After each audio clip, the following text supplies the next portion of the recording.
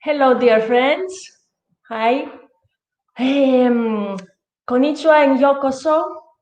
Καλησπέρα, καλημέρα. And welcome to our show. Καλώς ήρθατε στις αναλλακτικές προοπτικές. My name is Eleni Potnia Skrekou. I am at the island of Aegina on Greece, at Amphoreas Estate. And of course, always at the start of the show, I'm stressed. It's still new for me, all this. So I acknowledge my feelings and I share them with you. And I find that in this way, my stress goes down. So yes, welcome again. And this Sunday morning, on this special day of the summer solstice, with also a solar eclipse. It's a very auspicious day. And okay, I'm gonna say a few words about me. I am a lifelong learner and a researcher. I do my own research on these issues that I find interesting. And I'm among the quarantine and the new condition of the world crisis of health. I was feeling, that I need to contribute to what is going on with some positive perspective and some useful, information, at least what I find useful. So the idea came to create this online series of interviews called Alternative Perspectives. We started 6 weeks ago. This is the 7th episode. And I'm very glad to see how the reception of this goes and how, a lot of interesting things are being presented here. The vision is to give voice to people around the globe, to visionaries and cutting-edge thinkers and researchers, that we move forward the human experience, and in this way, I aim to provide a holistic view of what the human being is and what we can do on the planet to have a happy life, a fulfilled life, with possibilities, with creativity, with happiness. So this is the aim of Alternative Perspectives, and it gives me a lot of joy to do this and fulfillment. Although now still I'm in a stress response, but it's okay.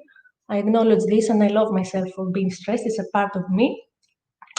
So my studies are in different areas, like economics, archaeology, eating psychology, and a Greek method called expansion method to release heavy emotions. And my interest in today's topic, which is a very special topic, it's about prenatal memory. We're going to talk more about what this is very soon with our special guests. Today's guest is the Dr. Akira Ikegawa. He is a leading researcher of prenatal memory in Japan. So we have the honor to have him with us. And Miss Yuko Igarashi, who is the global coordinator of the Prenatal Memory Global Project. And Mrs. Yokiyo Takada, who is a mom of 3 and a certified prenatal memory educator. I want to say hello to all of our viewers and turn the sound of my phone off. All right. Hello, everybody. Thank you for being here. Hello, Patricia. Hello, Katerina. It's an honor to have you here. Okay. So, prenatal memory. Well, I think it's a very important topic because it changes our view on the children and the human being of an early age.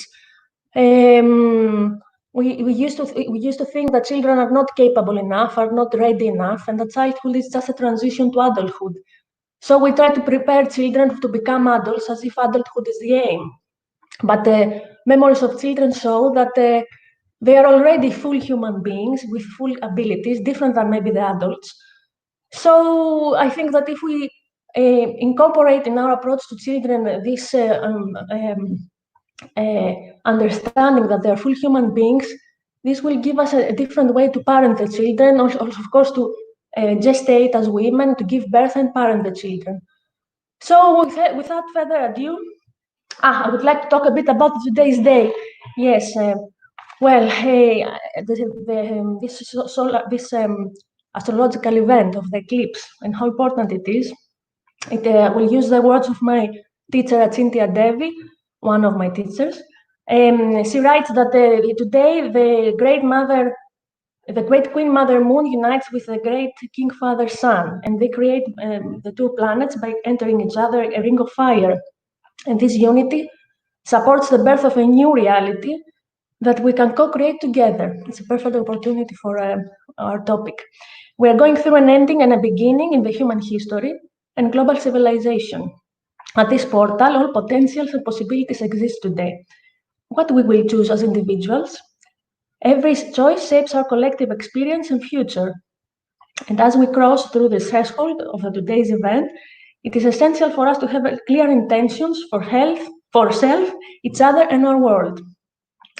So let us gather our truth, power, and wisdom and anchor ourselves in courage and trust. Our consciousness and hearts are rising in truth, wisdom, and infinite love. Okay, so I'm going to invite in our discussion dear Yuko Igarashi. Hello, dear Yuko. Hi, Eleni. Hi, welcome. It's very good to see you. Evaristo. Yuko, so Yuko-san? Hi. Yes. Well, I would like to say a few words about you, your work, who you are. Okay, you are a graduate of BA in Consciousness Studies, and you are working with Dr. Ikegawa. Yes. You have launched the Prenatal Memory Global Project in 2018, together with Dr. Ikegawa and Dr. Masayuki Okado. Yes. I love your vision that prenatal memory can be the greatest global education and self-learning method to teach unconditional love, sustainable living, and build a peaceful future for our children. Mm-hmm. Sounds like a notion of love encapsulated in a sentence. Thank you. And what else can I say about you? Of course, you are working tirelessly. I see this from our interaction as well. As a world citizen and ambassador of this project, we have create a sustainable future by spreading the concept of prenatal memory globally and prenatal psychology. And of course, and I'm grateful for this, you will gonna provide us with the translation from Japanese, English, and English Japanese. Yes, correct. Yes. And I would also like to thank you very, very much for making all this possible, because I contacted you, you were open, and you opened all these possibilities for me and for the world, to have this interview in English and have Dr. Ikegawa, which for me, it's like, I couldn't believe that he said yes, being a newbie myself. Mm-hmm. So thank you. Well, you had your passion in you that is definitely same resonate. It's just like we cannot describe what we feel in word, and you're feeling it in Greece, and I'm feeling it in Japan, and it does not matter how far is the distance. We know what we want to tell the world, and this is the greatest feeling that I'm talking about, this prenatal memory, and I feel this connection with so many individuals across the world. I mean, isn't that amazing?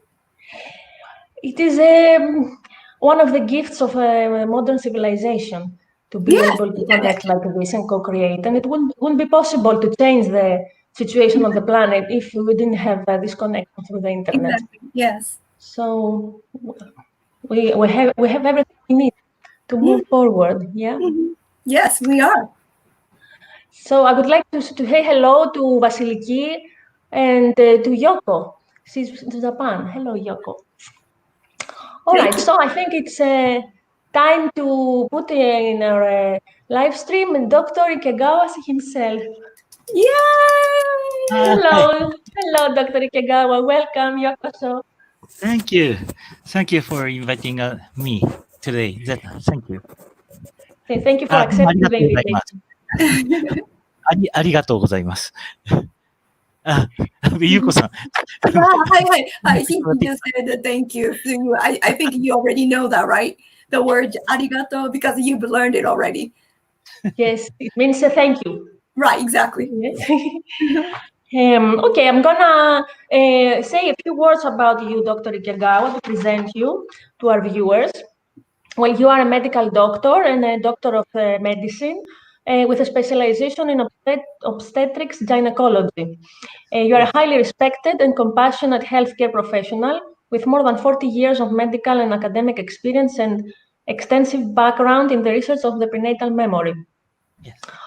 You are delivering lectures and presentations nationally and internationally about the extraordinary concept of prenatal memory, holistic childbirth education, and conscious parenting to bring harmonious lifestyle for all human beings.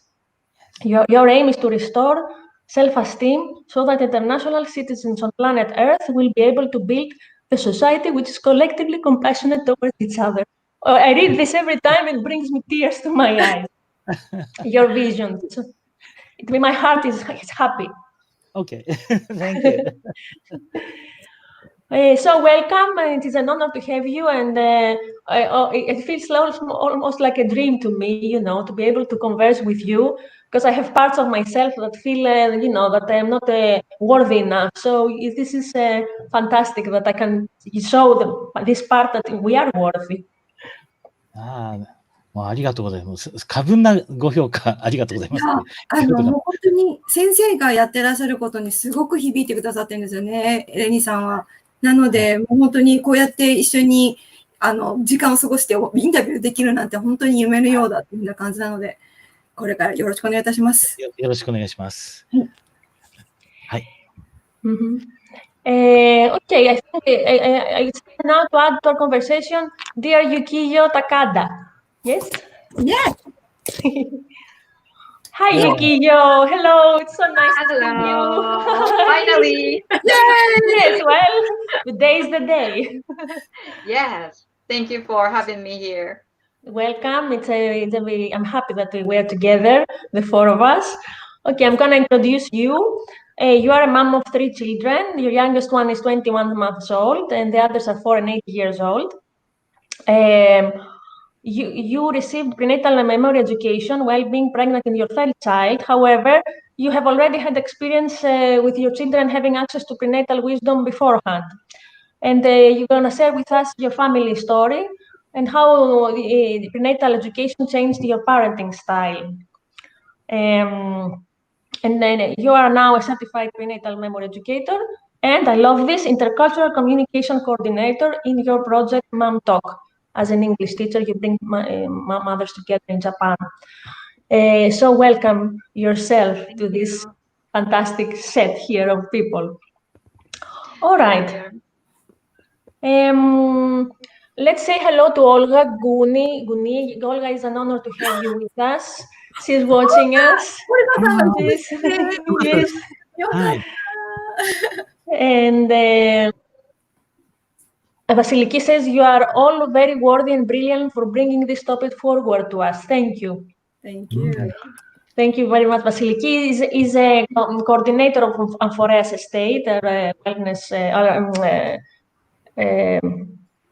My goodness, what's the word? Self-empowerment guest house. And my sister, she's now in another part of Greece, and she's always supporting this work that we're doing. And please, Yuko, tell me if you want to translate. I may cut my sentences shorter. Okay. I will, well, I just make it like, just summarize it and then tell them what it is.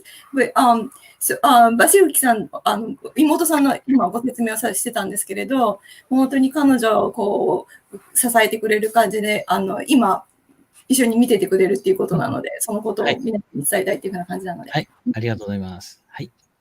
OK。Okay, so let's dive in our discussion. Okay, well, my first question, of course, would be for the people that don't know anything about prenatal memory. What actually is prenatal memory? I would like to ask Dr. Ikegawa. はい、先生、じゃあ、体内記憶について、はい。もうお腹の中にいる赤ちゃんが、意識があって、時には感情もあるということがベースになっているということですね。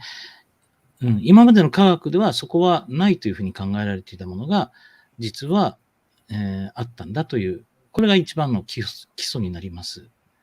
はい。Well, the prenatal memory, the concept of a prenatal memory is that baby in the womb has a consciousness and even the feelings, the emotions, the sentient beings. And it wasn't scientifically proven, but more and more that we get to know about this concept that they are, in fact, the children are not just making up the stories. So that's the base of it. それで、 Mhm. いいかな。それで2歳から3歳にかけて、日本で調べた限り3割の子供が喋るという現象ですね。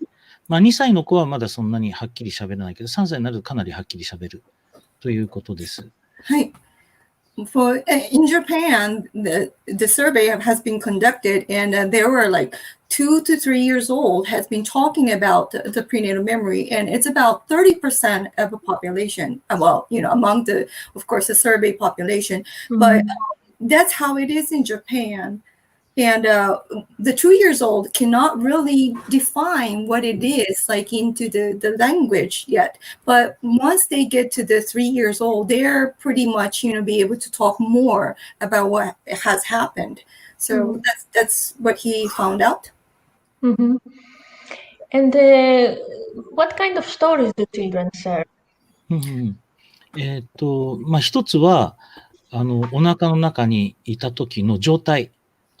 動いていたとか、暖かかった、暗かったっていうような、まあ、感覚を喋る子が多いっていうことですね。それからその後に、まあ、不思議な話が、まず最初にそれだけ言ってもらっていいですかね。わかりました。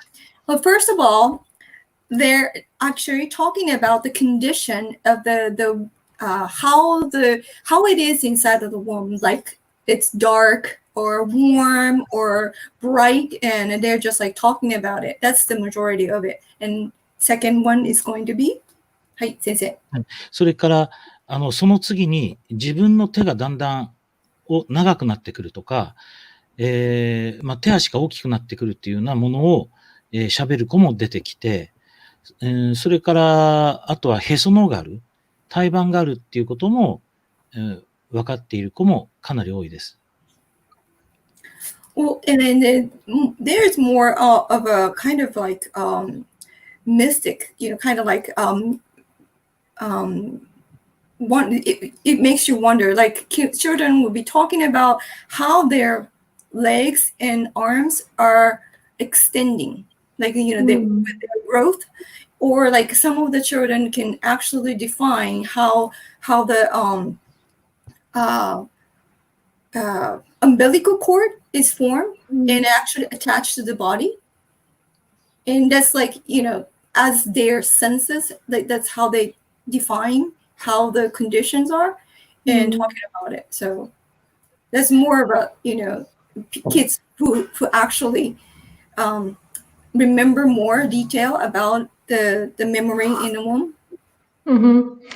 I actually have received a story, a testimony from a friend here in Greece that I would like to share about her experience with prenatal memory. Yes.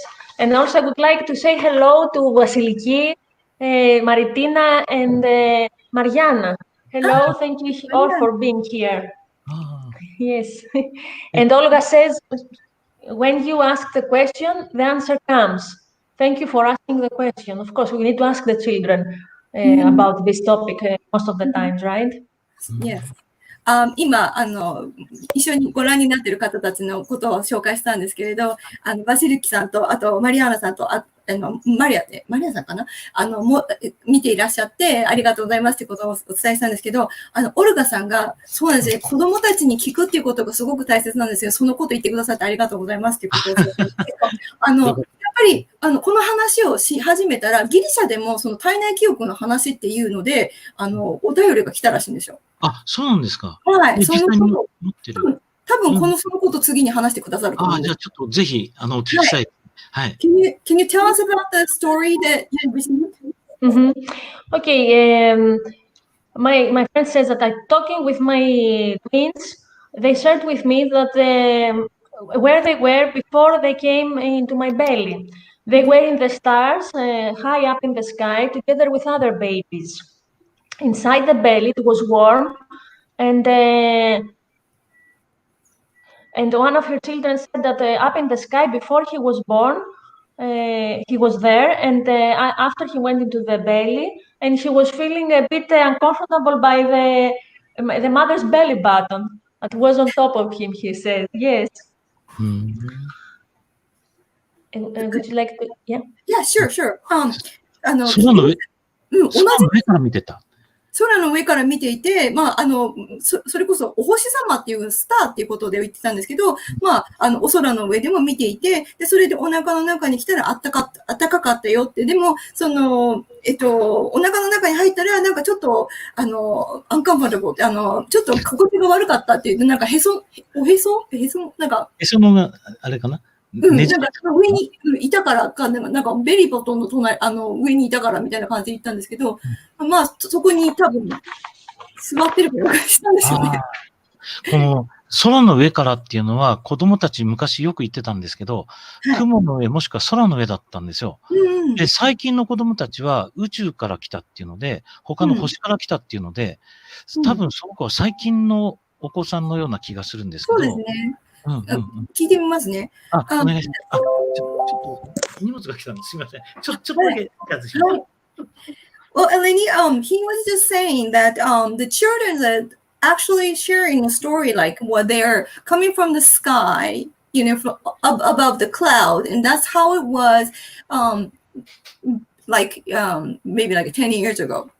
And recently, kids are actually starting to say that they're from universe, like they're like cosmic children. So the way that you're describing that you received a story in Greeks that a child is coming from the star, maybe indicating that he's just like arrived not too long ago. Is that correct? Yes. Should be 3 years old, maybe, or something like that. 3歳ぐらいですって。Amazing insight, eh? Yeah, and then it doesn't change, like in Japan, if maybe they're talking about one thing, and maybe Greece, it's just different. No, it's the same. The children are actually talking about the same story, over and over. So this is probably one of the, elements that we can say, well, they're not really making up the story. So. Let me finish with the sharing of the friend. Oh, one moment, please. Okay.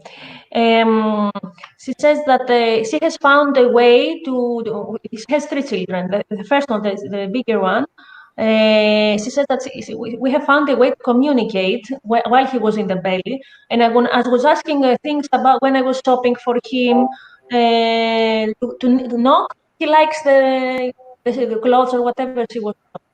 And she said that this is the way we bought all of his things. He was in the belly, and I was asking him. He was knocking, kicking if he liked it. So all his things were bought in this way. And also the name, she received it from him through a dream, and she named him after what came up. Okay.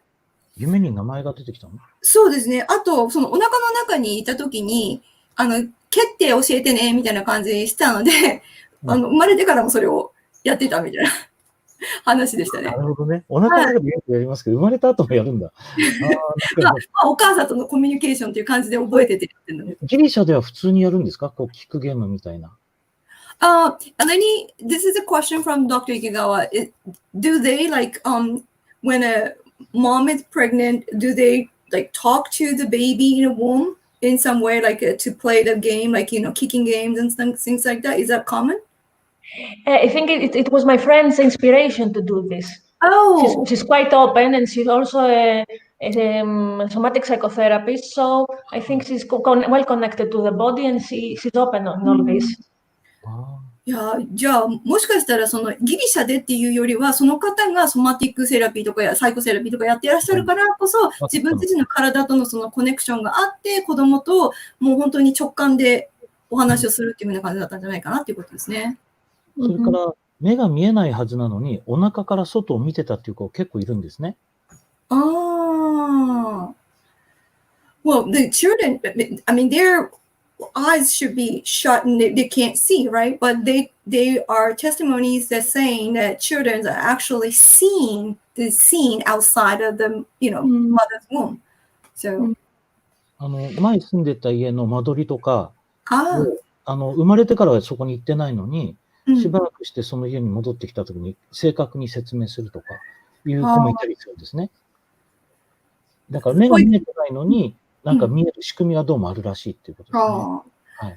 For example, he was saying that children, like the one of the child was sharing a story about the house and how it was laid out, but that's the house when they were, like pregnant, and after the child is born, they moved to other locations so that the coordination should be different, right? But the child actually remember how it was prior to birth and describes how it was. So how can they see? I mean, they don't have this eyesight to see, right? But they are somehow receiving the information somewhere,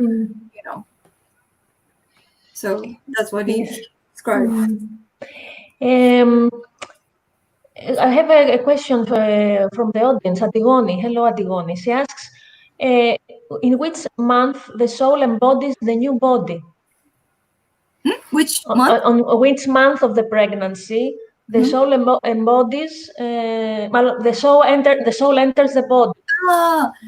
何ヶ月ぐらいになったらその魂が体の中に入るんですかっていうことをご質問を受けたみたいなんですけど。多くの人は妊娠10週で流産しなくなる時期って言うんですけど、多分、今日、その量子力学出るのかな。魂が別の次元から選ぶと、要するに、その肉体を選んだ時と入り込むと2つ時期があるんですよ。で、選ぶ時は多分卵子、精子の時から選んでいて、入り込むのが妊娠10週から、一番遅い人が生まれてから入る。これ時期がいろいろあるんですけど、一度入ると出れなくなるって言い方子供するんですけど、でも多くはだいたい10週とかそのくらいっていう方が多いですね。じゃあ、生まれてからっていうケースもあるんですね。そう、生まれた、沖縄の方で、生まれるまで入れなかったんですって。生まれて死にかけたのを上から見てて、これ自分だと分かって、そこで入ったっていう人が一番遅い、体に入り込めた魂。選んではいるけど入れないので、遅い人ですね。はい。はい、わかりました。Well, Eleni, this is really fascinating because he says that the children are actually choosing, who is going to be the mother and father, which means that they're really like specifying like which sperm to go in or which eggs to go in and things like that. But that on the other note, that when they're actually choosing a body, most of them are saying that 10 weeks, around 10 weeks, and they enter into the physical body. Right. But he was saying that there's a testimony from one child in Okinawa saying that he was actually couldn't get in the body. Like something was like restricting, and then after the birth, this the soul entity actually felt that, oh, that's my body, like from the outer body experience, and it went inside of the body after birth. So he says that's the latest of the testimony that he has. So it's not really defined when the soul is entering into the body. It differ. Like some people go in early, and some people just like wait until like maybe something is restricting and things like that. So it varies. Yes, thank you. Oh, fascinating. Yes, it is. Olga Kuni says it is their consciousness that is present even before conception, during gestation and birth. And that is very also interesting that we talked about before, that before conception, children already have consciousness of in memory.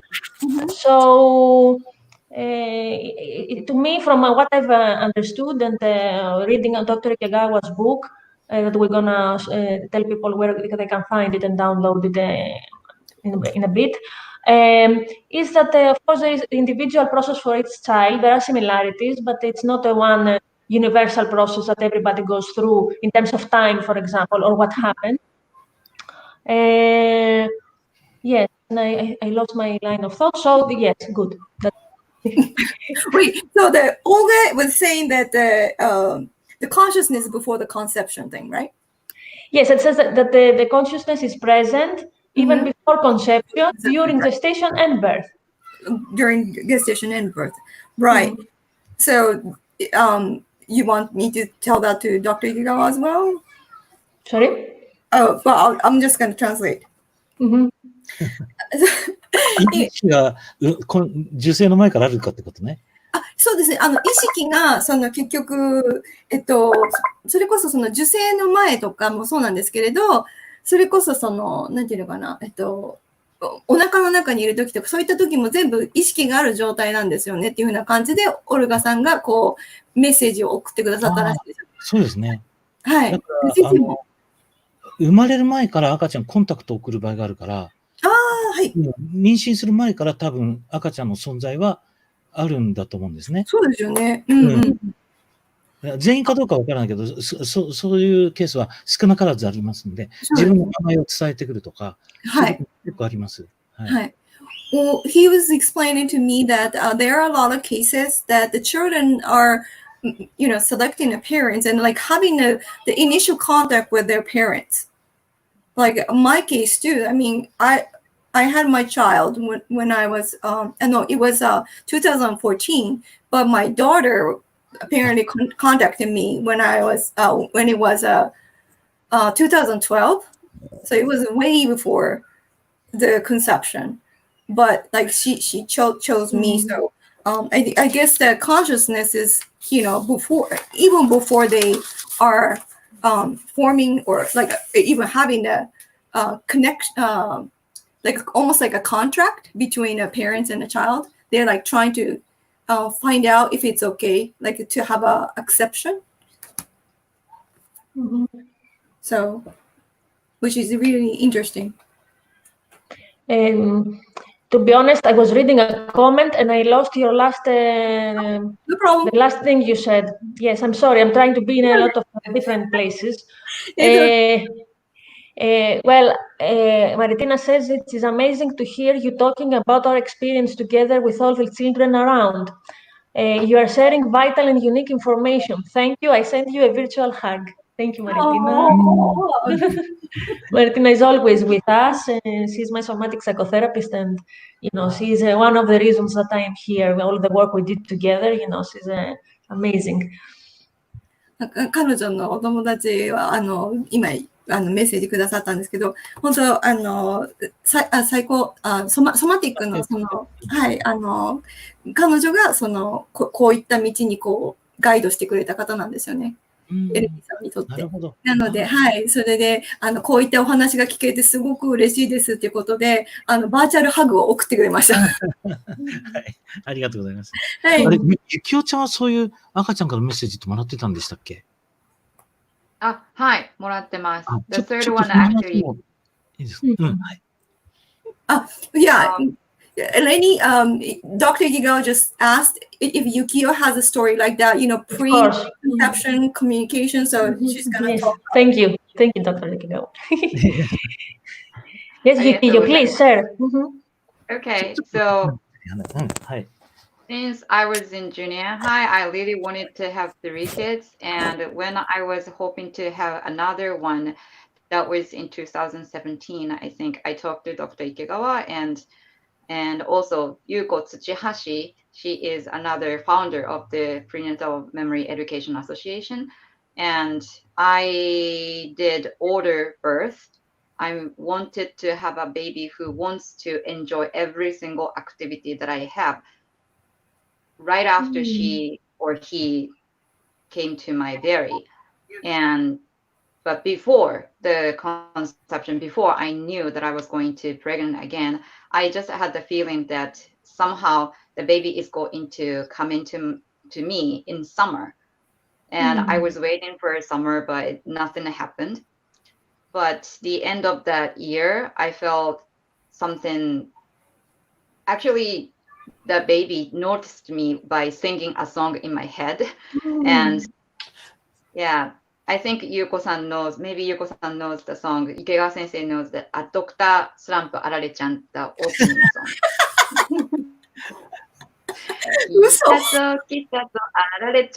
That song kept in my head again and again and again. The line says that here I come, something like that.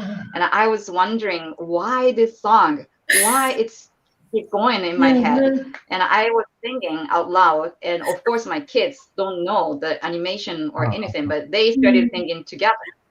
And then I feel like, oh, maybe the baby came. So I used the test and found out that, oh, I was pregnant. So the baby let me know by singing the song in my head.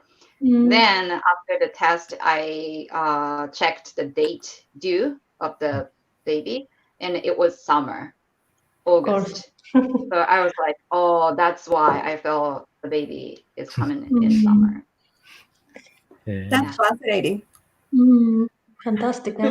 Yeah. Yes, there is all these processes that happen, and we dismiss them because we are not. Also, I think we don't put our consciousness to this kind of signs, let's say, but it's there, and it's interesting to see what happens if you start to pay attention, as you did, Yokiyo. Fantastic.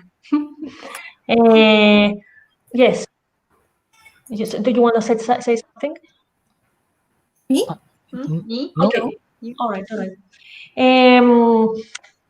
I have some more questions from our audience. Okay. Adikoni asks, what happens with when the baby it dies during gestation or is it stillbirth? Okay. What happens there? 先生、もし赤ちゃんがこう流産したりとか、その受精できなかったりとかっていう場合はどうなるんでしょうかっていう質問が来たらしいんですけれど。これはね、なかなか難しいんですよ。流産とちょっと妊娠しないっていうところかな。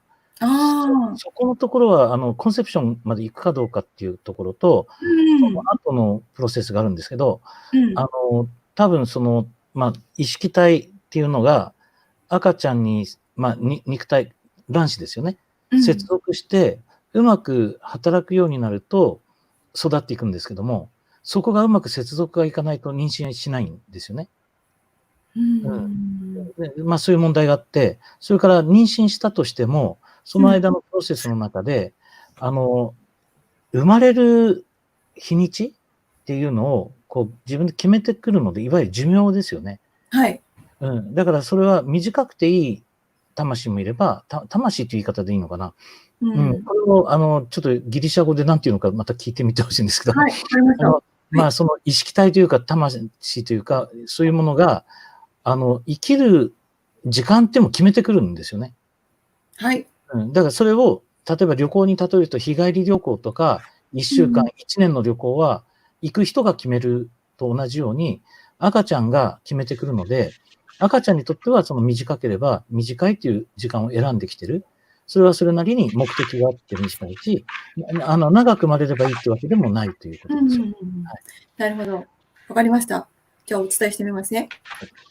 Well, Eleni, there are cases like the children actually like coming to communicate with the parents and like wanted to come to be born, but then sometimes they're deciding whether they want to or not to, like in a between stage.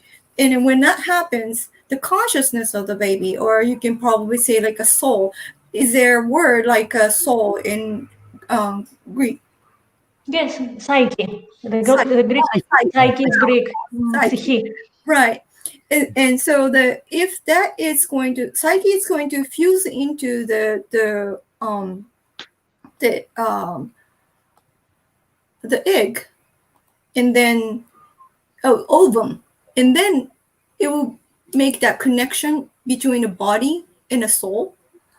But this different account. Once the baby is pregnant, and then how they're going to spend their life is like their own choice. For example, he was saying that if you want to go for a day trip, or like maybe you want to go for a travel for maybe a week or two, and you're going to decide how long is the duration for your travel, correct? Mhm. And just like that, the children are coming to Earth, or like to be born, and deciding the date of birth and how they're going to live their life. So we cannot just say, well, because they're not born, they're incomplete. Some of the baby actually chose to be here just enough time to receive this learning, with this physical body and emotions and all that kind of things. Maybe it is to notify mothers about something. Maybe by leaving, they're going to learn something. Maybe the father is going to feel something so that they can prepare. So it's not about the duration. The time has been chosen by children. So, maybe the baby is, maybe you can be pregnant for 1 month or 2 months. And that could be enough for one of the baby, if it's their choice, and they return back. So that's what he was explaining to me. So it's kind of like two different concepts. But this is mind blowing, really, all this, because it means that of course, the new human being has choice and chooses. So there is consciousness there that chooses. And also, I think it puts away a lot of burden from mothers, that they're doing things wrong, and it's their fault and all this, which is very, very prominent feeling when things happen like this, when it doesn't work out. Right. Or even when the baby is born with some problems of health, or some disabilities, the mother thinks it's her fault. And this gives it a completely different perspective, what you're saying now. Right, true. I'm going to explain that to Dr. Ikegawa. So, 池川先生、そうすると、結局その生きている時間っていうのはもちろんそうなんですけれど、その短い時間で帰ってしまう子供っていう赤ちゃんを宿した場合っていうのは、お母さんにとってすごく大変な悲しみが伴う作業だと思うんですけど、もちろん流産だけではなく、例えば生まれてきても健康問題が、問題があったりとかっていうことになると思うんですけど、そのことについてお話ししていただけますでしょうか。子供たちに聞くと、もうとにかく障害もすべて生まれる日にちも全部自分で決めてくるっていうんですね。これはもうほとんど例外なく子供たちに聞くとそう言います。だからそれは正しいと仮定して、じゃあなぜそうするのかというと、まずディサビリティについては、子供たちは障害という認識全くないんですね。生まれてきた時の、親に対してどういう関わりを持つか、ほとんど親を幸せにするっていうために、その形が一番いいと思ってくるのであって、私たちは、親からすると、障害を持つことイコールいけないこと、悲しいことっていう捉え方しますけど、子供たちは全くそういう概念がないんですよ。だから自分に最適な体を持ってくるっていうことですよね。それから時間に関しても、自分たちに最高の時間、いろんな言い方があるんですけども、お腹の中をきれいにして、またそのきれいになった後に自分が宿るっていうこともあるし、それから次の子のためにお腹をきれいにしといて、次の子どうぞっていう準備をしたりとかする場合もあったりするんですね。だから流産するっていうのは決めてはくるんだけど、理由はもう様々なんですよ。でも、いずれにしても、お母さんを苦しめるために流産するという子はいないんです。将来にわたってお母さんが幸せになるために今これが一番いいという形で来るというふうに子供たちはみんな言うので、確かにお母さんにとっては辛いかもしれないけど、子供たちは、お母さんたちに対してそういうネガティブな感情を持ってくるわけではないということなんですね。はい。うまく伝わるかな、どうだろう。ちょっとお願いします。はい。So that Dr. Giga explained to me that yes, that for the mothers to go through, say, the miscarriage or to face that a child is born with a disability, that is definitely the hardest things, because you just don't know how to how to think of your situation. But actually the children's perspective, what he's hearing in a prenatal memory concept is that children are not thinking about disability as disability. They feel that that is the perfect body, perfect condition that they can have to bring a happiness to the mother or the parents or the surrounding, because none of the babies are actually saying that they're trying to make miserable feeling for mom, or they're not trying to hurt mother at all. But what they're doing is trying to say, well, the mother's body wasn't ready, so I'm going to cleanse her body, cleanse inside, and then so that I can just hand the better body to be conceived for the next child. So they have a way more bigger picture than we are having, like, us adults. And it's more of a long span, like for the mothers to be having a miscarriage on this sort of like time frame is going to be bringing her a learning lessons later on in life. So maybe it may not happen right at that time, but the children are actually seeing the whole thing and they're making that happen. So I have Monica writes to us, she shares her story that I lost my baby at 5 months pregnancy, and before the pregnancy ended, before the pregnancy, I had a dream. My baby lived fast after we had a long talk. Thank you, Monica, for sharing this. Thank you, Monica. モニカさん、5ヶ月で流産したの？そうですね。それでちゃんと夢で教えてくださったって感じですね。結構流産する人とかは、なんとなくって思ってる人結構多いんですよね。そうなんですか。だから多分子供たちが伝えてきてるとは思うんだけど、はい。全員ではないんだけども、かなりの人が、やっぱりっていう言い方するんですよね。Well, he was explaining to me that most of the mother who experience a miscarriage, not all of them, but saying that they have this feeling that baby might be leaving early. Like, it happens. Like they kind of like slightly knows about it in somewhere in a consciousness. So he's saying that probably they're having a communication. We have a lot of questions regarding this issue. Patricia asks if the mother's soul have a choice. If the mother have a participation in the choice of the baby. If the mother participates in the contract, it's a mutual contract between the child and the mother. And what else is there? And also if it is possible for a mother that does not accept the contract. 先生、もしお母さんとお父さんとか子供たちとそういう契約を交わすみたいな感じになってたとしたら、もしお母さん側の方からその契約を例えばこれは受けるとか、これは受けないとかっていうことはあるんでしょうかってことなんですけど。あります、あります。双方の契約が必要だとみんな言うので、お母さんが拒絶してる場合は、やっぱ来れないんですよね。ただその拒絶というのは、顕在意識ではなくて潜在意識なんですよ。だから赤ちゃんが欲しくても潜在意識で来るなっていうメッセージを持っていると来れないし、潜在意識で来て欲しくないと思っても顕在意識で来るなと思っても潜在意識で許可してると来ちゃうんですね。だから潜在意識だから、これは自分でもわからないんですよ。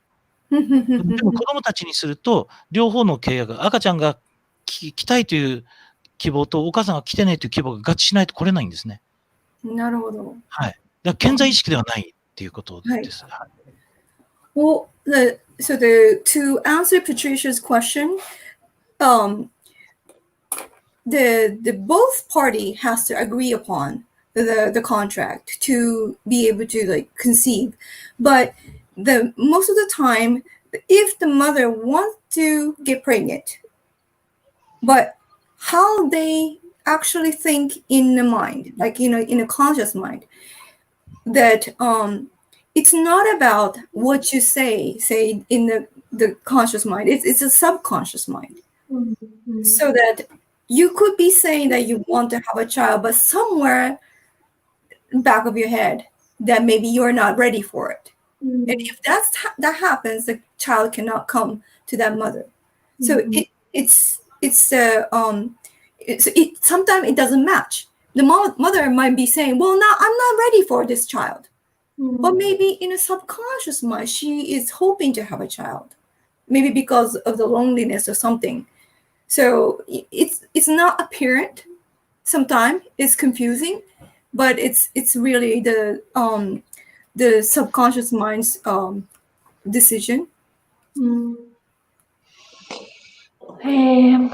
Yes, although I have studied about this issue, it's all this information is mind blowing, and my head has to make new neural pathways to, to process this information. So, because I sense maybe our audience also feel this, we may all take a small break and and breathe deeply to our belly, to allow for fresh air to come into our systems. We can feel our feet on the ground, the support that the ground offers. We are here in the present moment. We can feel our belly being filled with air. Hold a bit and then exhale slowly. We are safe in the present moment.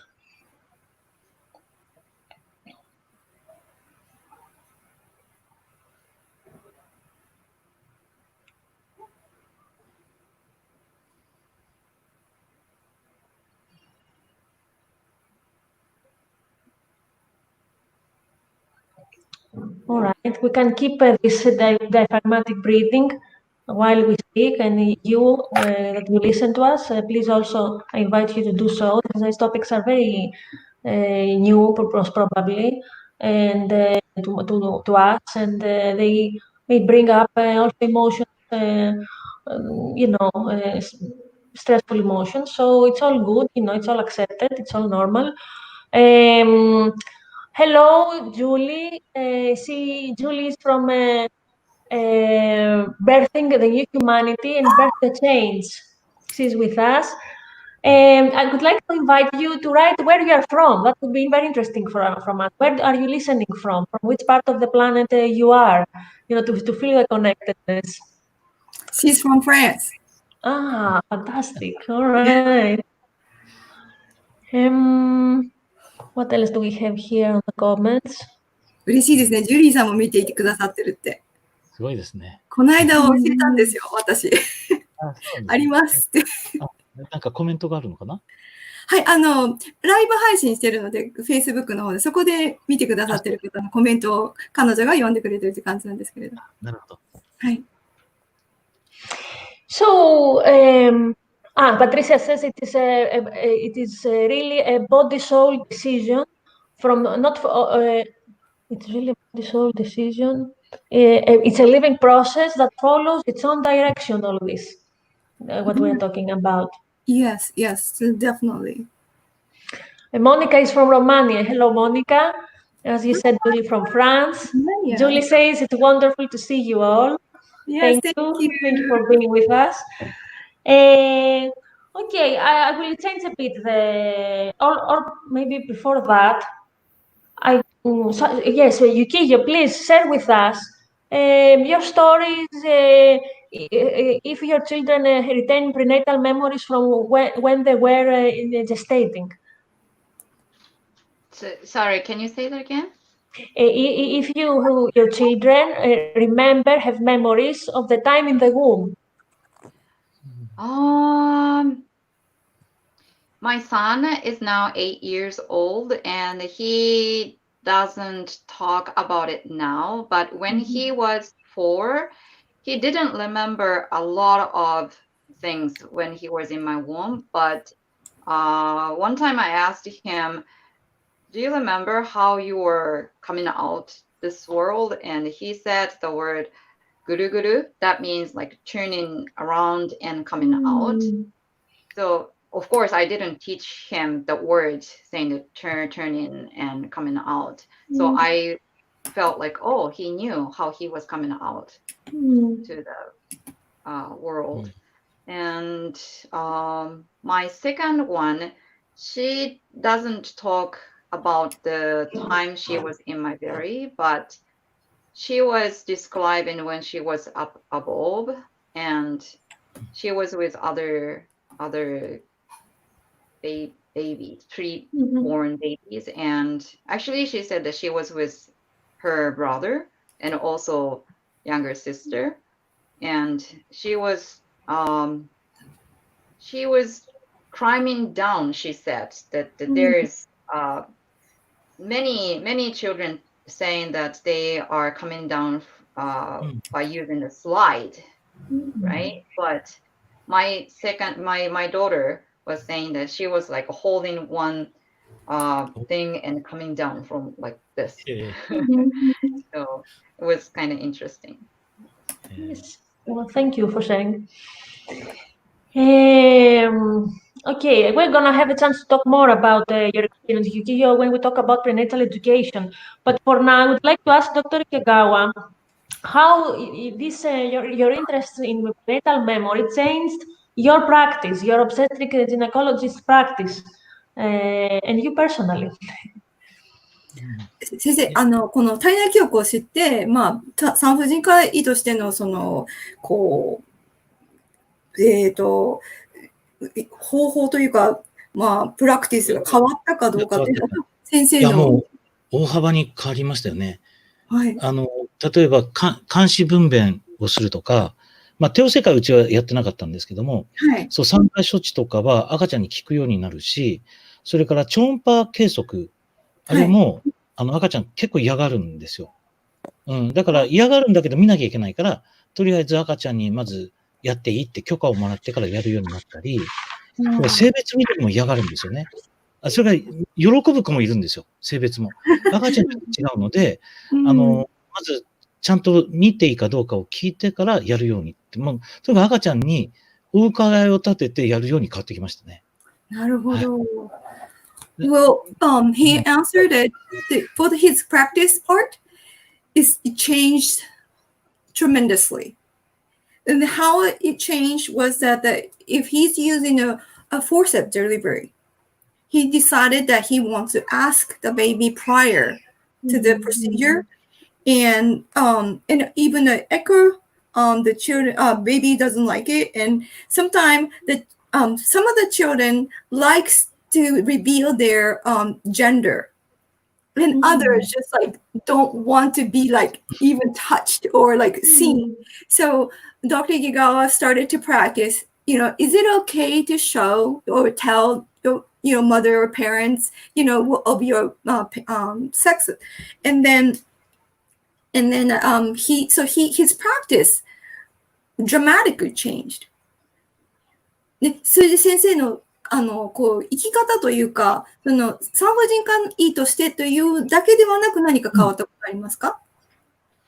やっぱり子供に意識があるという認識で妊婦さんを見るようになったので、はい。そこはもう多分関わりは変わってますよね。やっぱり赤ちゃんに大事にっていう人は多いんですけども、子供が本当に意識を持って、外のことが分かっていると思って子供のためにやってる人多分ほとんどいないんですよ。確かに。で、それがもう、全然、子供のためにって言いながら、子供目線で見るのか、大人目線で子供を見るかっていう視点ではもう赤ちゃん目線に変わってきたので、これが他の人とは多分相当違ってきてるかなとは思いますよね。はい、わかりました。Well, besides the changing his practice, his personal life has been tremendously changed also, and the basis of it is that the baby is conscious and sentient being. And just by that, knowing how the pregnant mother is carrying a baby, you know, that it's already, the babies are already feeling everything and knowing what's going on created this huge shift. And most of the people who's in this field of work will say, well, for the sake of children, of course, we're trying to do the best for the children. But most of the time, those are really to feed our like adults' perspective. And none of the practitioner probably has the perspective of the baby. And by listening to the baby and how to converse with the baby in a womb, he started to realize what is actually the baby's seeing the world, how they want to be treated, and what they are thinking. So that's huge difference for his life. And he feels that not many practitioners are actually aware of that children's perspective. I think, yes.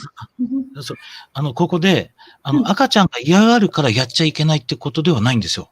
ここが多分大きく違ってて、他の赤ちゃんの嫌がることはやめましょうっていう人が多いんですけど、赤ちゃんが嫌だとしても、お母さんが喜んだり、必要があるものは受け入れるんですよ。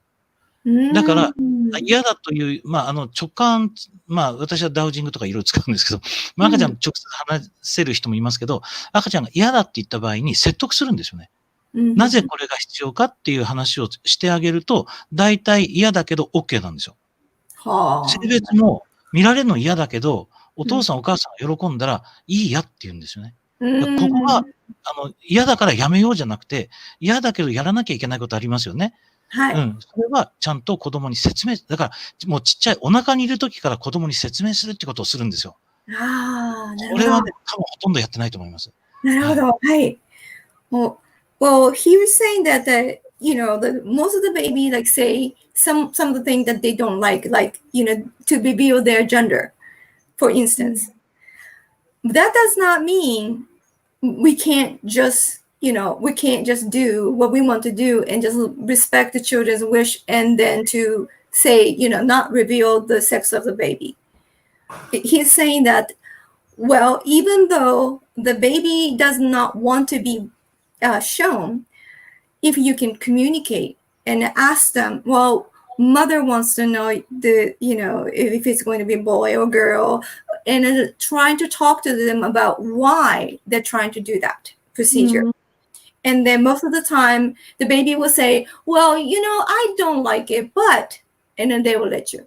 So it's kind of like, it's very important to have a communication while in the womb so the mothers can actually detect what is going on and then they can actually feel that slightest change or discomfort.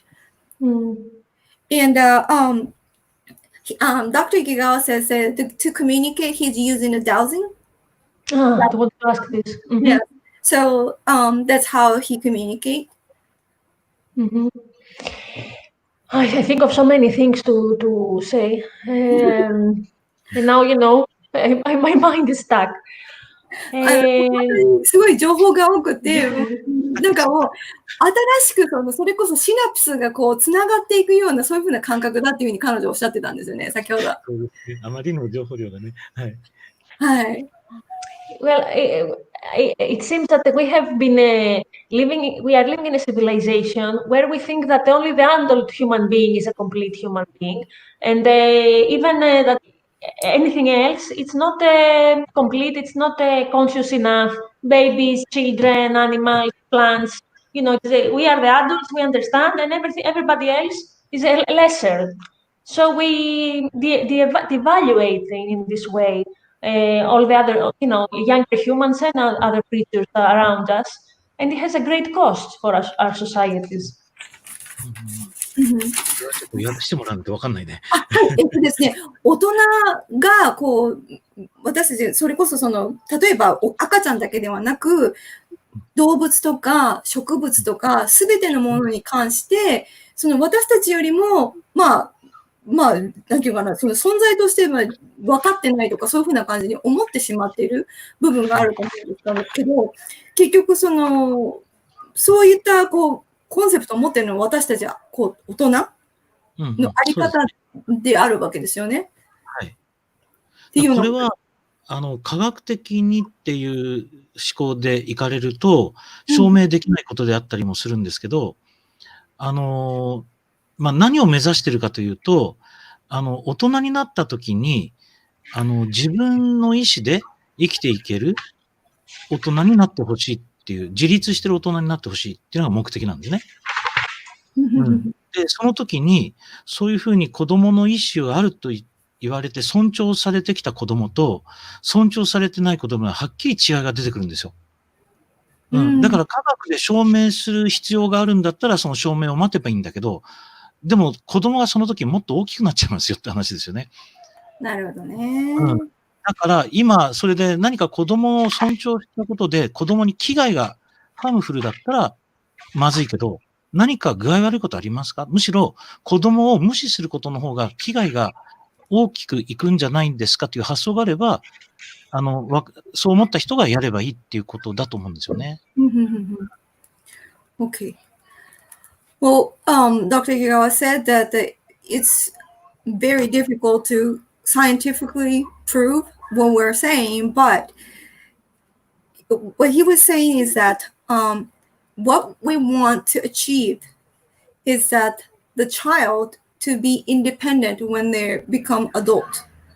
And in order to do so, there will be a huge difference if the child is respected from the day one, for instance, in the womb.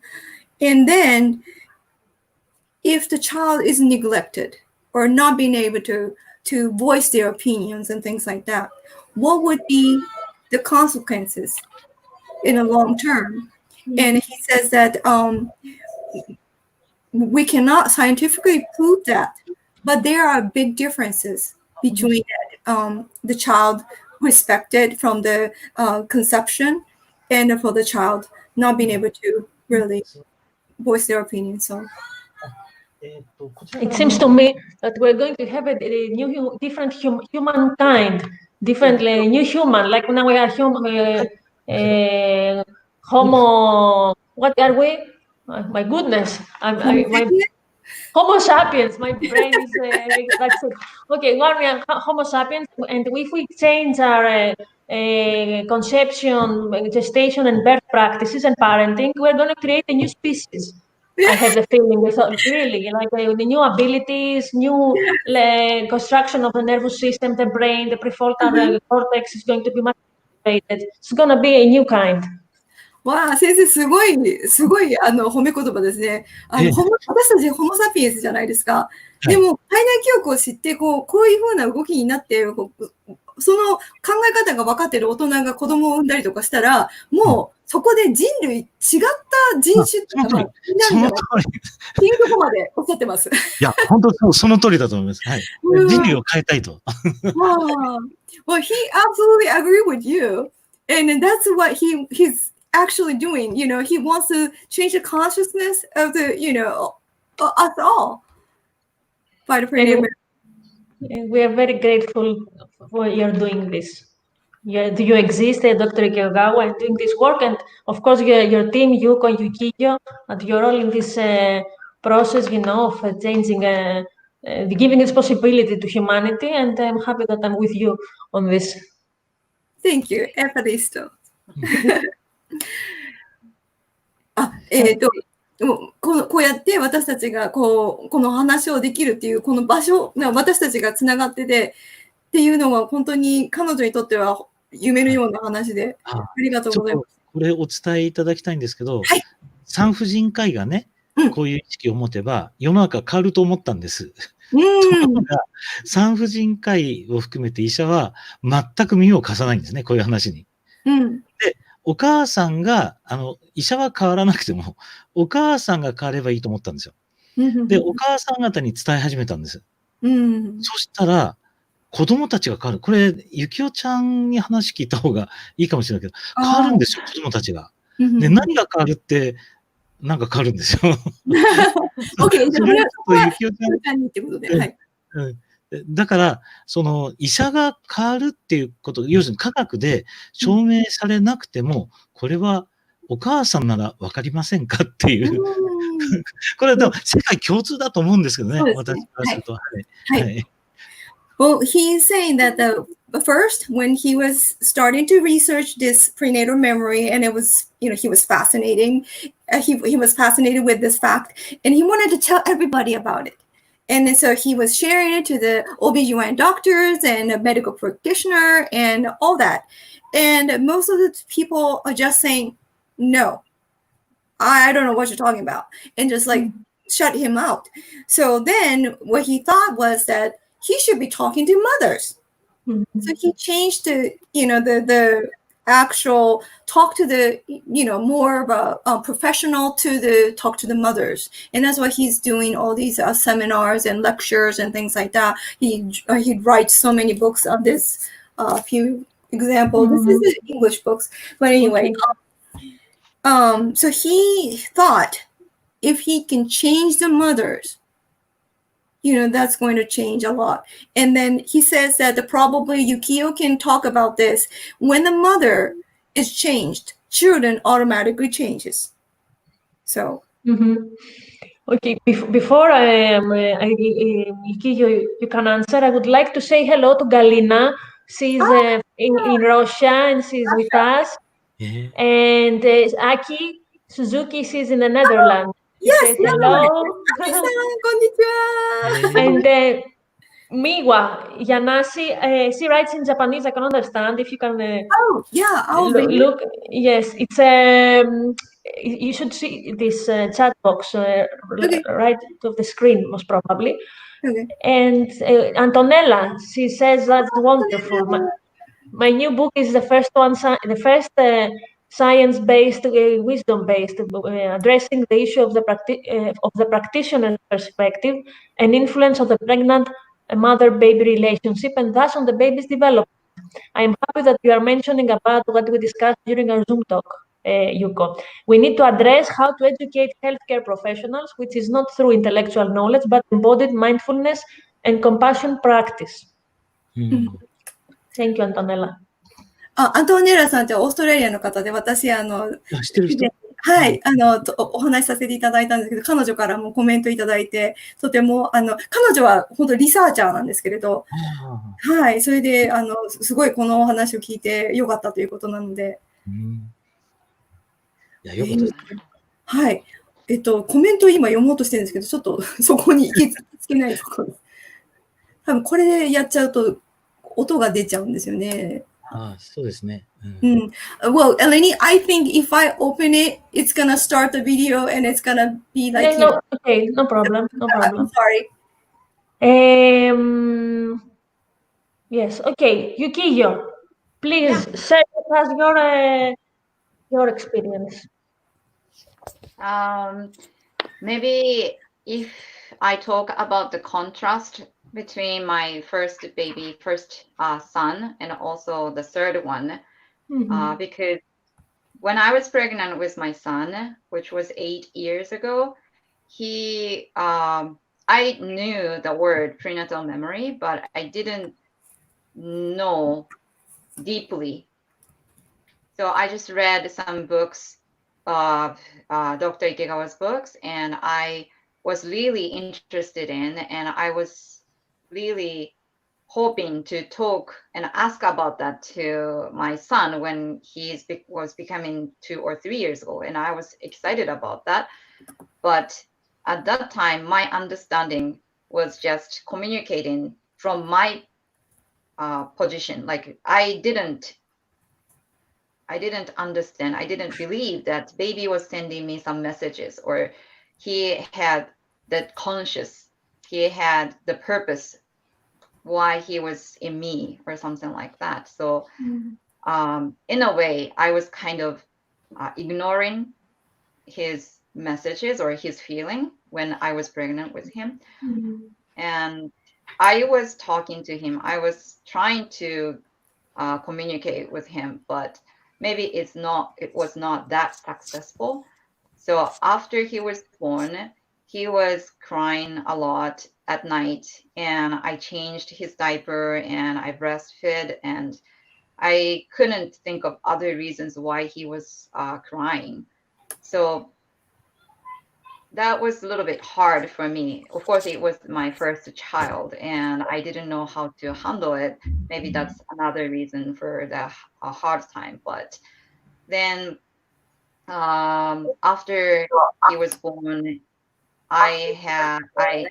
he was also read some other books, and I had opportunity to meet Dr. Ikegawa and had some lectures or courses with him. And then the third one, as I said, I did order birth, and I asked a baby who willing to communicate and enjoy every single activity with me right after it comes to my belly. And I felt like she or he having fun with me. I didn't ask the gender. I didn't ask the sex. So I didn't know it was she or he, but I had the feeling that the baby was enjoying the moment with me. And not exactly I was catching the messages from the baby, but I just felt, oh, maybe she's happy. I feel happy and she's happy, something like that. It's intuition, like I feel it. Then when she was born, our family wanted to welcome her together, and it was like that. Everyone was in the room and we welcomed the baby together. And I believe that since our communication was okay.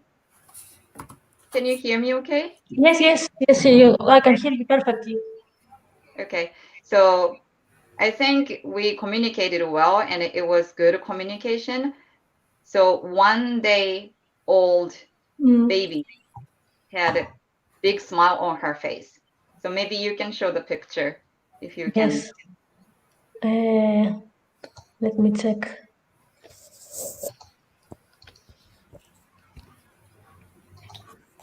How can do this? You can continue talking, and when I manage to do it. Okay. So yeah, she had a big smile on her face when she was 1 day old, and I didn't have a lot of hard time with her. I felt relaxed and I felt like I understood how she was feeling or what she was thinking. Yeah, that's my third one and 1 day old. Yes, she looks so content and blissful and happy. Oh yeah. Amazing. And then maybe the next photo you can share. That's 9 days old, and right after I breastfed, and she was like, "Oh, I'm so full and happy." So facial expression is totally different from my first one. He smiled, but maybe that was like 3 weeks later, or yeah. So you can actually communicate right after the baby was born. If you communicated So during the pregnancy. you are saying that by having communication during gestation and during birth, it makes the babies happier, more relaxed, right? Mm-hmm. Yeah. And yeah.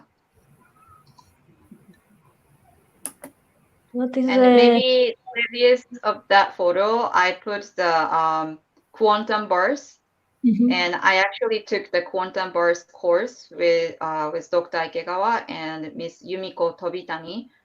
She's an expert on right brain education, and at the course, we can practice communicating with the baby. Yeah. I have here a photograph of Miss Tobitani, yourself, another woman, and Dr. Ikegawa. Just wanted to share from the quantum birth course, and also here We have from the certification of Yuko, here is Mr. Bitani, and the team here together, Mr. Bitani, Yokiyo, and Dr. Ikegawa. Amazing things. Please share more about the training, what it involves, what you do. No? At the course, we of course learn about prenatal memory and prenatal memory education, and also Miss Yumiko Tobitani, she is an expert of the right brain training. So we activate on the right brain, and like as an adult, mom think and considered about babies and their pregnancy, but not really using right brain. So we practice how to use right brain and doing image work, or for example, one of the games we did was using dices, and put the image of the number in your head, like 66666, and put the dice on the table, and everyone at the course is having 6, or some not perfect all the time, but some of them are having 6 at the same time. And it was really interesting because I was pregnant, and also the in the photo there's another pregnant lady, and she is actually my friend, but we had the same numbers almost all the time. So not me and her herself, but our babies in our womb were kind of communicating and playing together, we felt, and we were having the same numbers almost all the time. And it was even more interesting that her due date and my due date was like 2 months apart, but she had the baby first, and after 2 months I was going to have a baby, and my actual due date was kind of the end of August, but I didn't give the birth on that day, and I was waiting for the day, and texting message to her, and if it's going to be the next day of the date I was exchanging text with her, it's going to be the same date as her baby's birth. And just the next day I had a baby, and it was like, oh my gosh, the same number, same date. And after a week or 2 weeks later, again, I was exchanging emails with her, and yeah, as we talked, our kid's birthday is the same date. And then at that time she was changing her baby's diaper, and she talked to her baby that, did you play that game again? And is that happened with your intention? And the baby was smiling, she said. So it was really interesting. Yes, thank you for sharing your fantastic story. All right, so now we have like 5 minutes more. We are reaching an hour and a half of show. I can say that I asked half the questions of the 1/3 of the questions that I initially had. But okay, let's use this few moments still to go on. Antigone says that she's a Zen Shiatsu practitioner, and she has some cases of women pregnant that she's doing Shiatsu, and the connection with the baby is amazing, she says. And the touch and the work, even with some at very early 2 months pregnancy, till the date of labor, has given me a lot of awareness on the topic by her work. Nice. Thank you. Thank you. I have an interesting question from my mother, Katerina. She says, yes.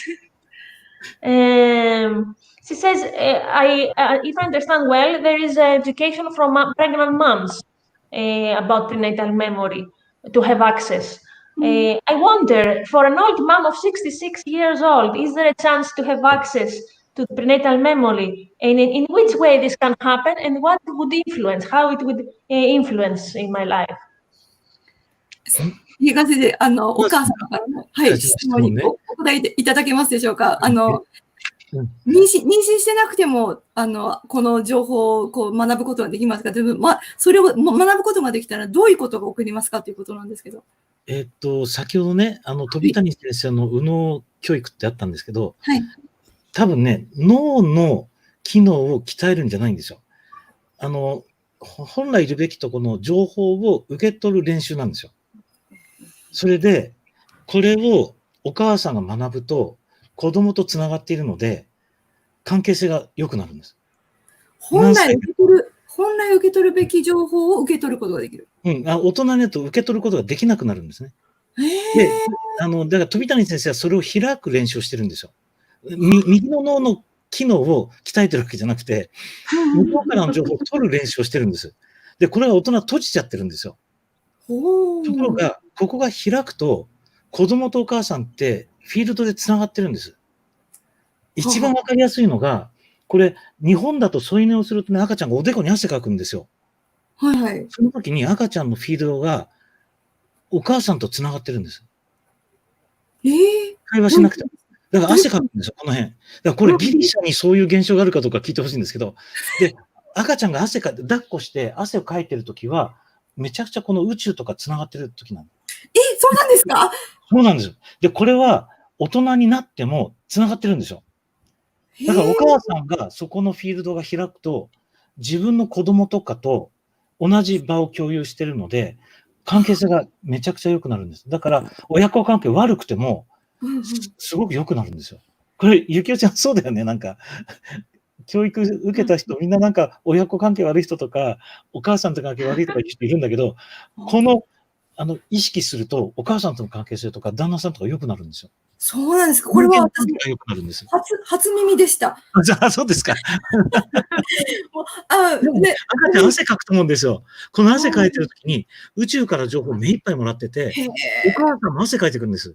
お母さんとの間のコミュニケーションあるんですよ。その時にね、怒りとか妬みとか、そんなネガティブな感情を赤ちゃんに言ったらまずいじゃない。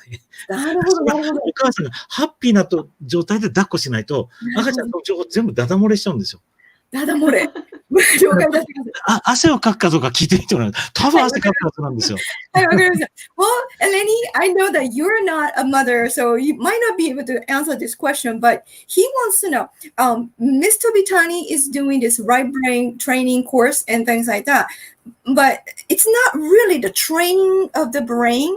And he's saying that what she's trying to do is to receive the information that has been brought to them, but not the channel has been like closed off. So what Ms. Tobitani is doing is that to open the channel. And what happened is that the children are already connected to this field. And if the mother can open their channel and then connect, and then they're actually sharing the same field.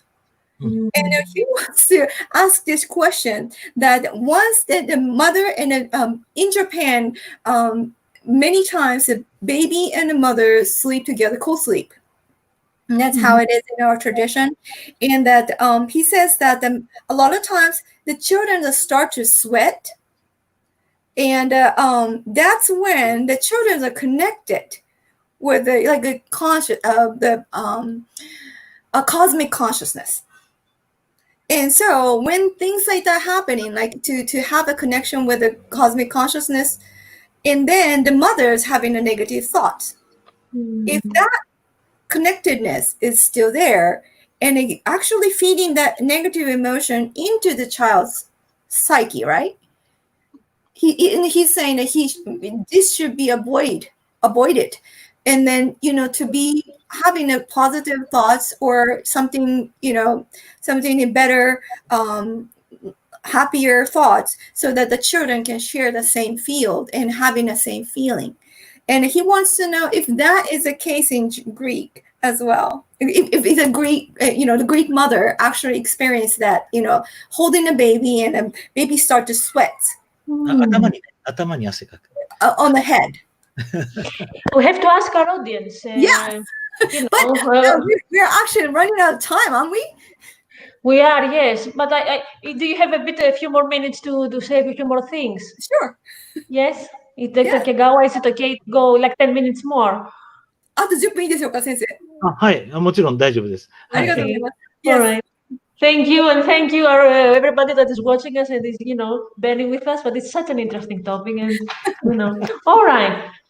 Okay, we talked about prenatal education, and it seems to me that by having prenatal education, gestation, birth, and parenting becomes easier. There is less stress because there is no unknown what the baby feels, what the baby wants. We can know what the baby wants and satisfy the need and stop the crying and the distress, from this perspective, but also be more connected with the baby, more heart connection there, right? Right. So I would like to share, to wrap up, a very nice words by Dr. Ikegawa that I would like to. I read them in the book. Oh my goodness, where is it? Here. All right, it's this. Can you make it to the full screen? Yes.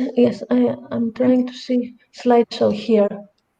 So you say that the world is filled with beauty.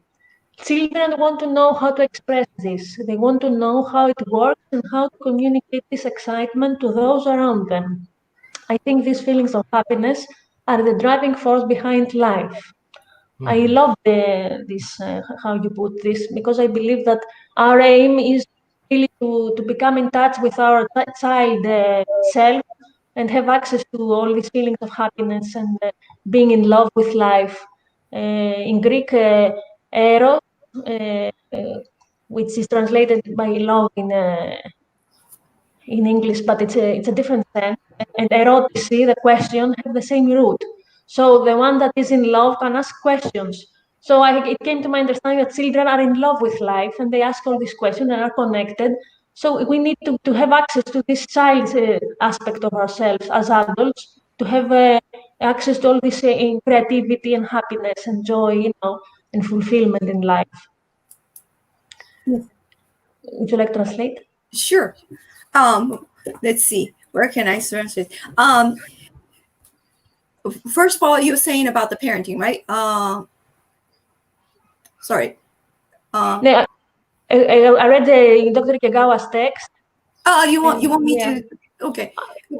先生、このthe world is filled with beauty ってさっき見せたあれはPDF の本多分そこから撮ってますよね。だったと思うんですけど、これはすごく彼女は感動したっていうふうな感じで嬉しいですね。なんですけど、いいこと言ってますねみたいな。はい。いや本当にもうずっと前からそうなんですけど、それで彼女がお伝えしたかったのが。結局私たち人間っていうのは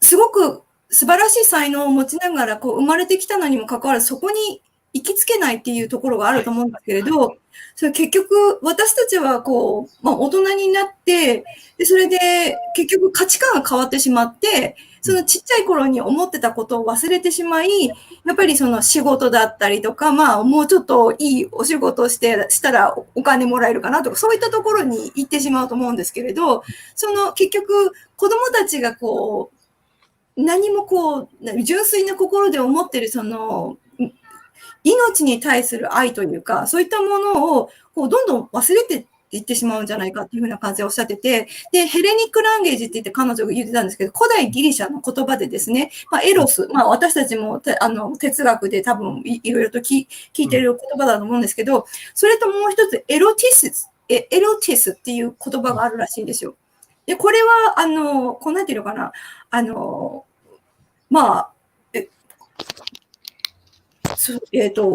愛情にかかる、なんていうんですかね、愛情を育む心というか、そういったものを含んだことだと思うんですけれど、結局私たちが子供たちの気持ちが分かるっていうことに立ち返るために、やっぱり体内記憶というのはすごく役に立つんじゃないかっていうふうな感じなんですよね。はい。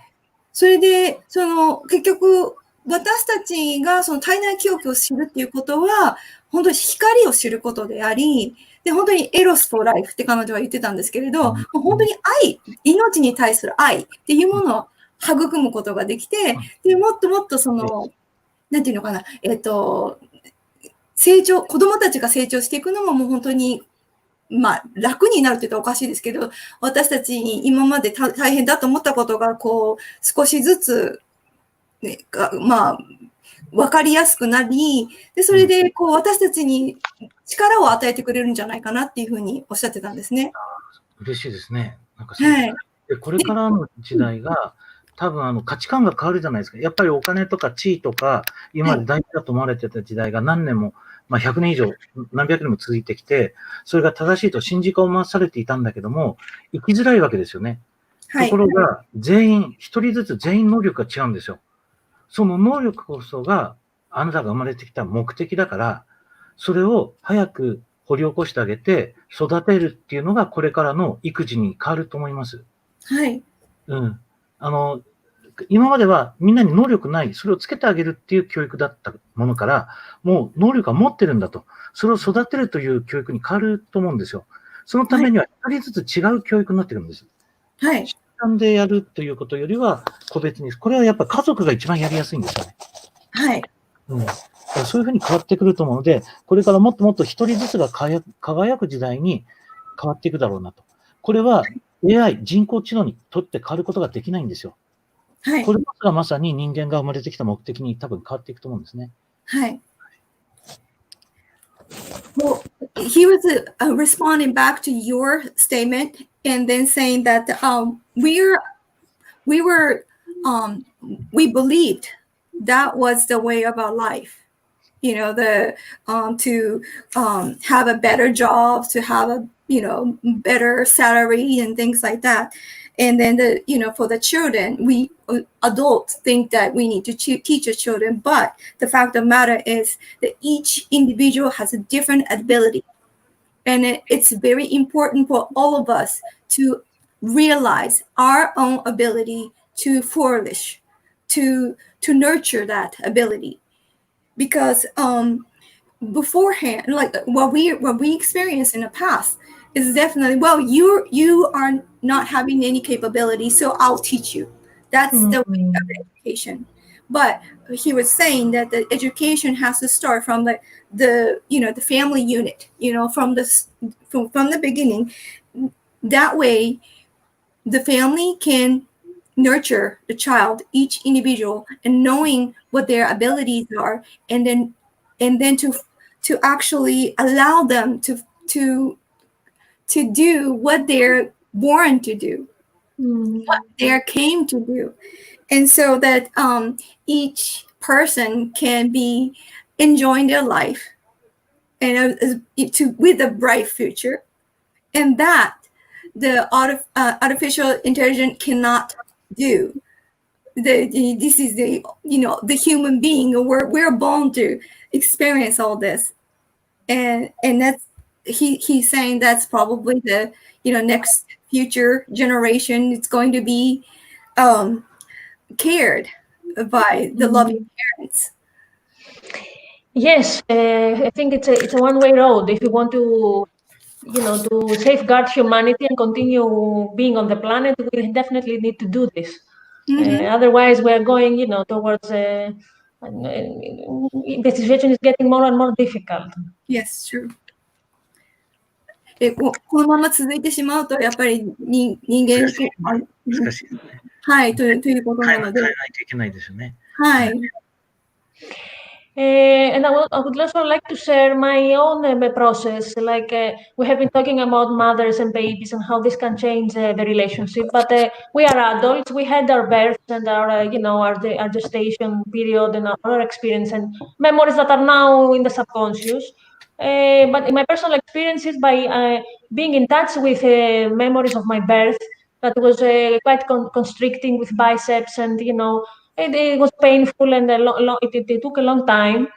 This has informed the way of my birth has informed the way I come out in life. So it has been restricting me all these years. And through the quarantine, I was able to somehow be inside the womb again. And I came in touch with these memories, and I talked to my inner child. my inner baby, and I welcomed it to the, I said that I'm here for you. You are strong.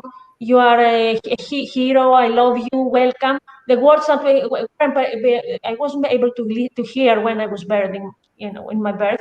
And this was such a relief for me. And the outcome is that I can now have this show, which is a very big thing, a very big change for me. And I absolutely connected with being in touch with my prenatal self and my birthing self. And I would like to share this. So to know that, it holds a lot of power, this process, and it's accessible to us. Yes. 彼女、前回私がインタビューした時もお話ししてたんですけれど、この、彼女にとってそのソマティックの、お勉強をしながら、その自分自身の中にいるそのインナーチャイルドとつながるワークとかってしてたらしいんですけど、その時にすごく辛かったらしいんですよ。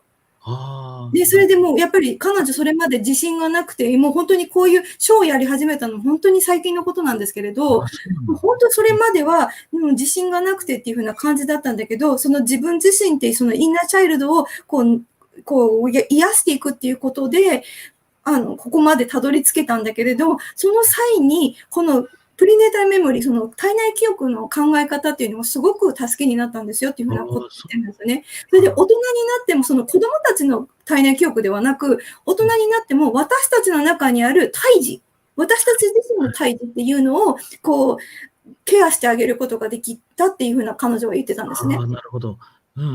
それはもう十分可能ですよね。はい。要するに胎児期の記憶って、要するに感情になっているので、生まれ直しができるんですよね。イメージの中で生まれ直しはいくらでもできるので、はい、それをこういうのした後でハッピーなだからお母さんが常にネガティブとか言うわけではないんですよ。インナーチャイルドって言ってもお母さんいい時もあれば悪い時もあるから、そのいい時にアクセスして生まれ直せばめちゃくちゃハッピーになるんですよ。なるほど。大人でも幸せになれちゃうんです。なるほど。はい、素晴らしい。Well, he was just sharing that, you going back to the prenatal life and how you having the memories and that, he was saying that maybe you had negative feeling from your mother and you were struggling through life and things like that. But he was saying that you can actually access to the mother's psyche and saying, well, I'm going to be reborn when she is in a better mood. And redo the process of birthing again from that point. It's kind of like probably, close to a reset button, we're like trying to start over our life. I actually had the rebirthing process through somatic psychotherapy. There is a rebirthing process. So, I relived it in a way that it was more nurturing for me. But it was 2 years ago. But it works in the subconscious, obviously. But now I had the possibility to remember more clearly, deal with these feelings. Right, because you know what you're dealing with and how it is actually connected. It's not about just you. It's about your mother and your father. It's your environment and everything. So. Yes, we didn't have the chance to talk about how the father participates in all this. But I'm gonna keep my questions to ask Yuko in our next meeting. Sure. And after all, today is a Father's Day, right? Is it? Yes. Right. Yes. Well, it could be a topic of a show of about how fathers participate and how it changes and all this prenatal memory. Yes. But we acknowledge fathers and your role in all this process of childbirth and having children. Yes, just to say this at least.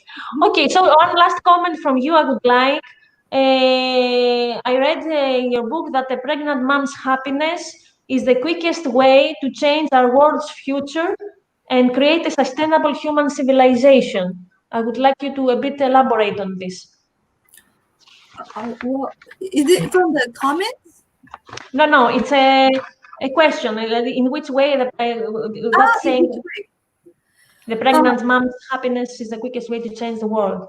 先生、体内記憶でお腹の中にいる赤ちゃんのその体内記憶を知ることで、その平和な社会が築けるということで、どういうふうにしたらそれが起こるんでしょうかっていうふうな感じの説明なんですけど。まず人と人とがつながるようになるんですよ。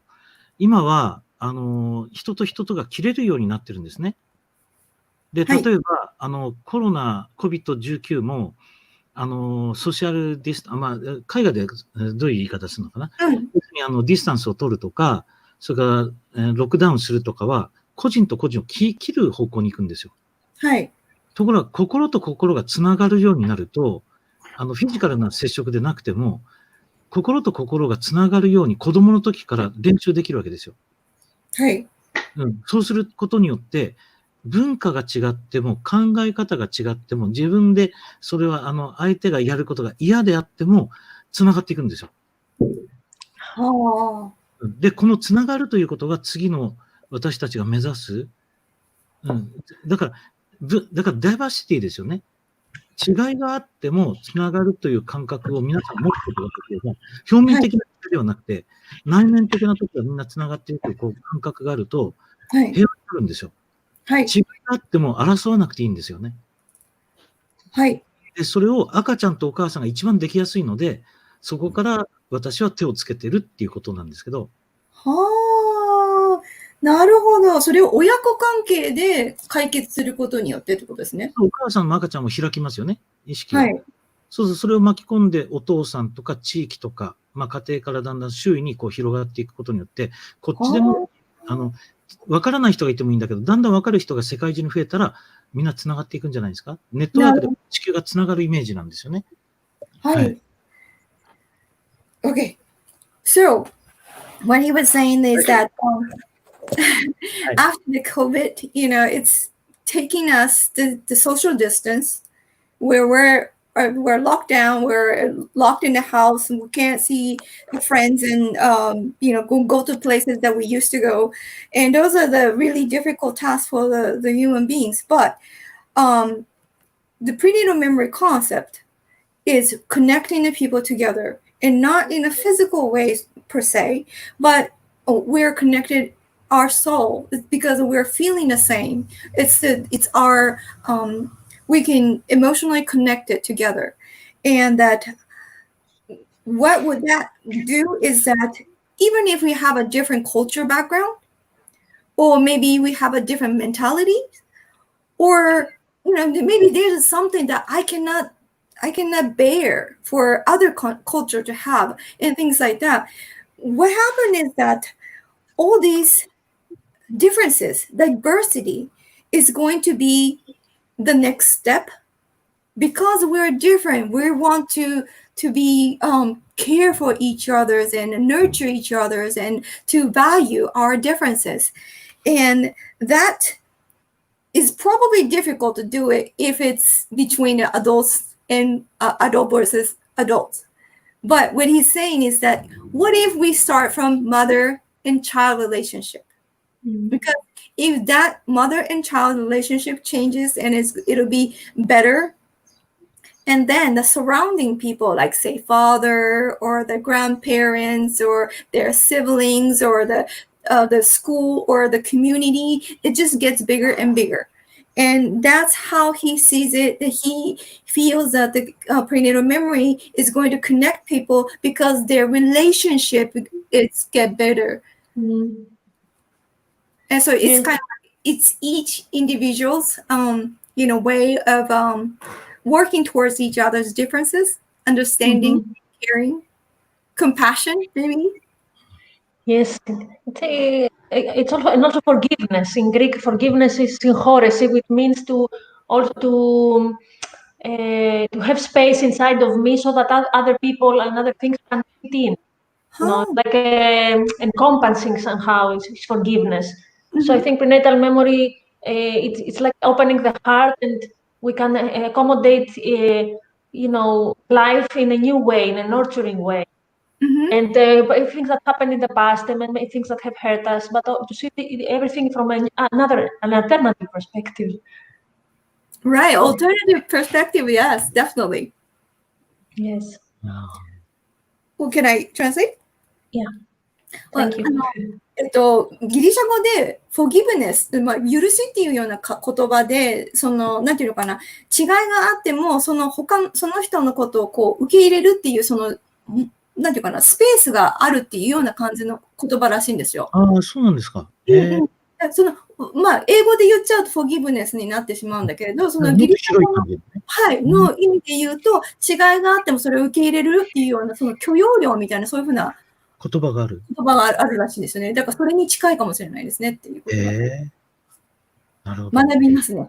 勉強になります。さすが。世界でやっぱり言われてるんですよね。うん。それをこう広げていけばいいですね。そうですね。はい。いや、素晴らしいです。That's wonderful. All right. Okay. We are waiting for the quantum birth education in Greece. You know, we would like to have you here, of course. You know, and offer this to moms and babies and adults also. In Greece, there is some this kind of education by Olga Gouni. You can see her site here, and maybe if you're in Greece, look her up. Also, programs in English speaking. I would like now to offer your contact details. If somebody wants to reach Dr. Ikegawa, he can use this email. Yes, and Yeah, here me. So yes, Yuko and Yuko can translate. And yes.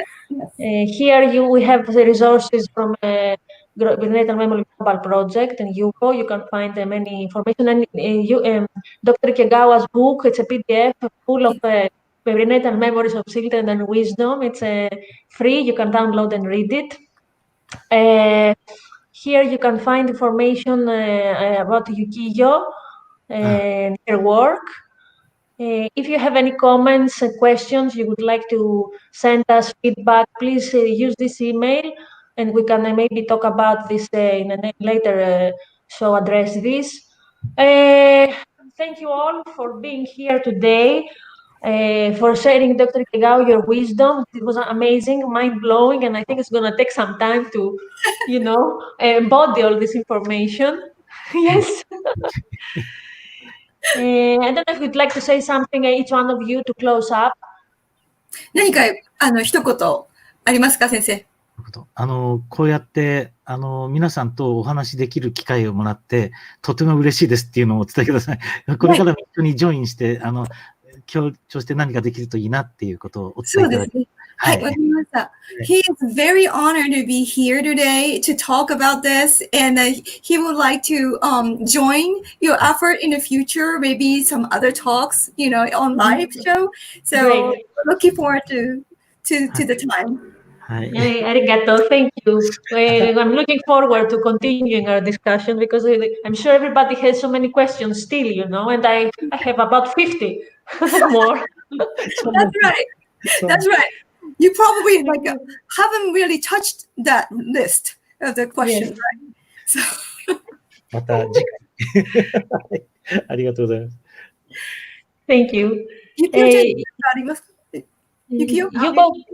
I'm Yukiyo. just honored to be here. I'm very happy to be here, finally. Yes. Yeah, thank you very much. Yes, thank you. Thank you for being in this and, having your antennas and your heart open and, you having this relationship with your children. We need the moms to create this better future. You are doing it, and hopefully I will do it as well. Now that I know all of this. Then thank you, Yuko. Yokiyo. And I'm so happy to be here with Dr. Ikegawa and Yokiyo together on this show, because last time it was really about the PowerPoint and really, so many information piled at once. But now this is more relaxed environment, and Dr. Ikegawa's wisdom, something that I didn't even know about, comes out. And he does this, all the time. And I really, hoping to translate as much as I can so that people will know what is happening in Japan, because it's phenomenal.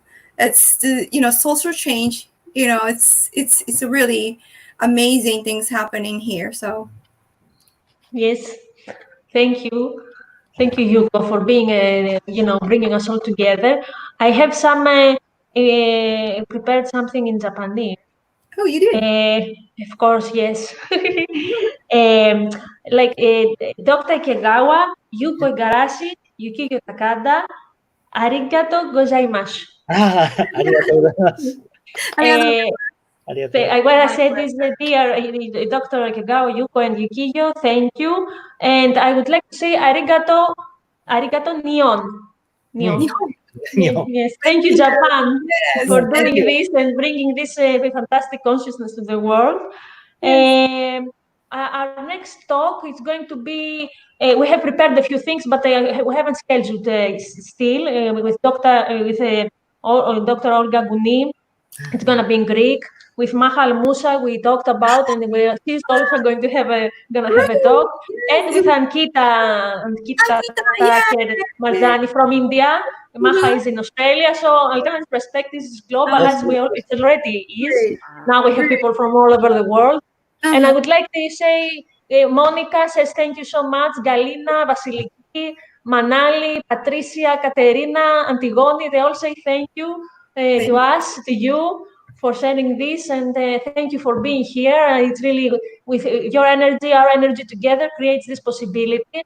And please share this show far and wide. The link is in the description of this talk. So please share this link so people can find out about prenatal memory and put a little step, a little pebble into changing our world. So I have something last, and we can all rest now.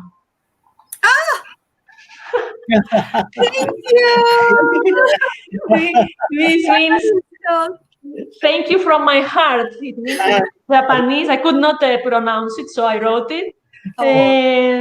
Ευχαριστώ in Greek, από την καρδιά μου. Everybody, I thank you from my heart for being here and our audience.